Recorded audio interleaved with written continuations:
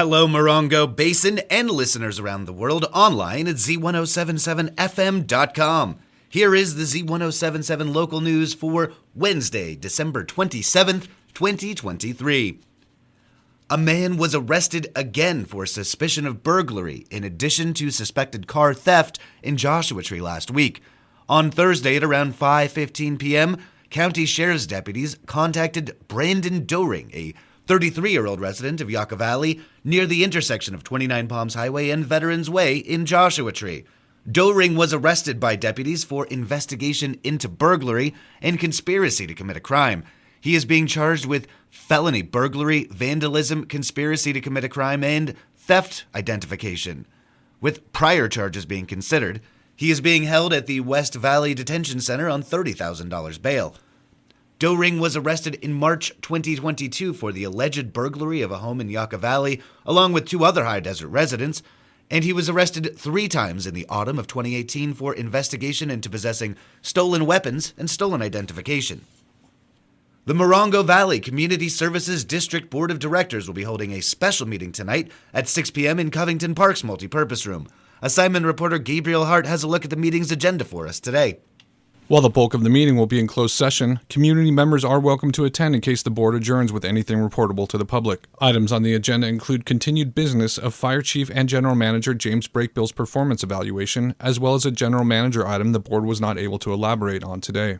Reporting for Z107.7, this is assignment reporter Gabriel Hart. On a recent episode of the Z107.7 Up Close show, Joshua Tree National Park Superintendent Jane Rogers and the National Park's Emergency Services Program Manager Miles Landry discussed a number of topics and issues with host Gary Daigneault. When asked what type of rescues Rogers and Landry do most often, they explained that many emergency situations were weather-related, even in the winter. As soon as that sun goes down, boom, boy, it's darn cold out there. I'd say it's a large contingent of what we're dealing with, people being unprepared, like you're saying. In the summer, the consequences can be very high and can happen quickly, but those consequences still happen in the wintertime too, right? And like Jane was saying, the layers is key component for sure. Don't just show up in shorts and flip-flops and go, it's the desert. It's going to be hot today. That's right. And we see a lot of visitors coming up from Palm Springs that it's 10, 15 degrees warmer down there, and they come up here to the high desert, and it's shockingly different, temperatures. So, being prepared, have the right gear with you.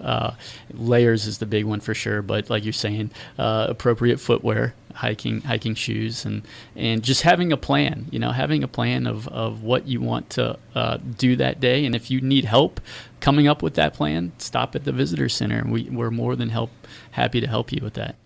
You can listen to their full conversation as a podcast on Z107.7FM.com or wherever you get your podcasts. You may have seen them on State Route 247, also known as Old Woman Springs Road, usually the third Saturday of every month. They're wearing bright green safety vests and hard hats, and they're carrying grab sticks and trash bags. They're not prison inmates on work release, although they've been mistaken for that. They're the Landers Team Up to Clean Up volunteers collecting litter. Reporter Mike Lipsitz brings us this story of a small group making a big difference in our Morongo Basin.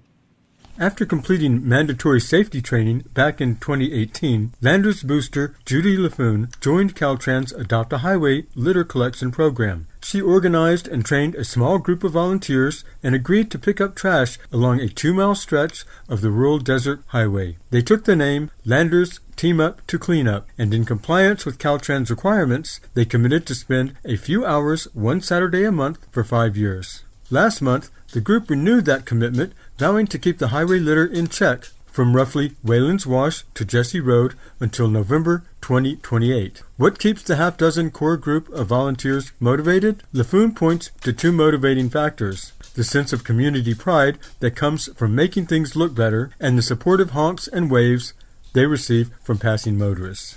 Reporting for Z107.7 News, this is Mike Lipsitz.